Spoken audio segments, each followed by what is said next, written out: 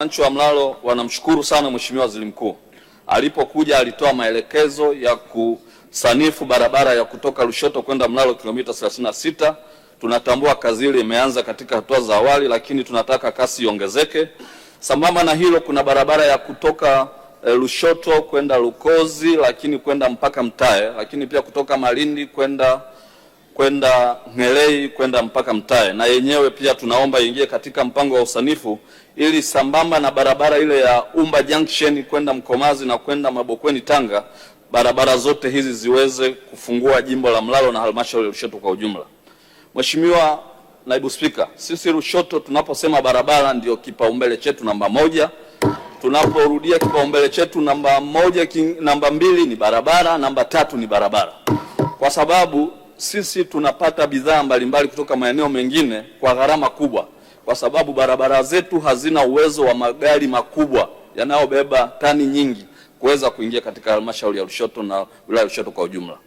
Mathalan, tunalo shamba la miti Shume ambalo tunazalisha miti na tunauza mazao ya miti katika maeneo mengine, lakini tunashindwa kushindana na soko la mbao zinazotoka Mafinga kwa sababu tu ya gharama kubwa za usafiri.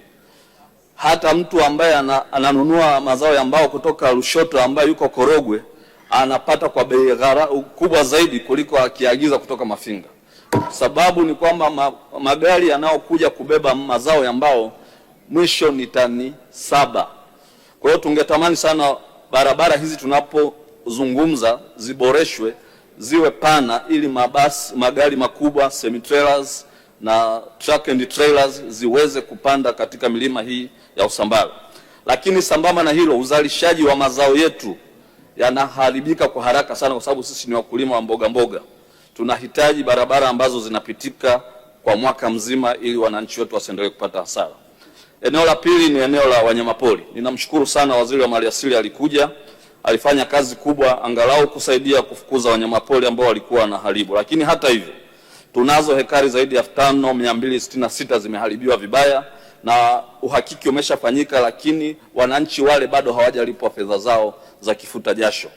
Tarehe 5 mwezi wa 4 2025, tarehe 17 mwezi wa 12 2025, utathmini imeshafanyika. Tunadai zaidi ya milioni 630 ambazo Wizara ya Maliasili inatakiwa iwafidie wananchi wa halmashauri hii ya Lushoto, hususan jimbo la Mlalo. Eneo lingine ni kwenye hili eneo wapo wananchi wamefariki. Pale kijiji cha Kikumbi kuna mwananchi anaitwa Samuel Saiko tarehe 17 mwezi wa 6. Kijiji cha Mkundi Mtae tarehe 29 mwezi wa 25 amefariki Yakobo Lombia. Lakini tarehe 11 mwezi wa kwanza 2026 Robert Nyalando kijiji cha Lunguza, na kuna mama ambaye tarehe 16 mwezi wa 3 mwaka huu anaitwa Fatuma Asmani katika kitongoji cha Ngwalo amevamiwa na tembo. Hawa niliowataja mwanzo wamefariki na mpaka leo fidia zao hazijalipwa. Tunaomba sana jukumu hili serikali litimize. Nimesema tuwalinde, sisi tunakubali, tunaendelea kuwalinda, lakini wanatudhuru. Sasa wakati wanatudhuru, na nini msituache peke yetu. Lakini eneo lingine ni sekta ya elimu. Hapa kwenye sekta ya elimu, sisi wilaya ya Lushoto na halmashauri ya Lushoto ambayo pia ina majimbo mawili ni pamoja na jimbo la Mheshimiwa Profesa Riziki Shemdoe, tuna shule 187 za msingi. Kati ya hizo 179 ni za serikali, lakini tuna upungufu ama uhaba mkubwa sana wa walimu. Walimu waliopo ni 2382 ambao wanahitajika. Waliopo ni 1272. Tuna uhaba wa walimu 1110, sawa na 46.5% ya mapungufu. Niombe sana, wilaya ya Lushoto jiografia yake ina changamoto.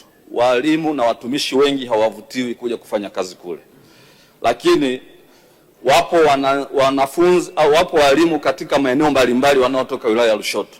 Ningetamani Profesa Shemdoe hili, kwa sababu huko ndani ya wizara hii, turatibu wale ambao wako tayari kuja kufanya kazi katika mazingira ya Lushoto, tuwape uhamisho kwa urahisi waweze kurudi kwenda kuwatumikia ndugu zao, kwa sababu inasikitisha sana kwamba Watanzania wengine hawataki kuja kufanya kazi Lushoto. Sasa kama mnataka mtufanye sisi tuwe kisiwa, sisi tuko tayari.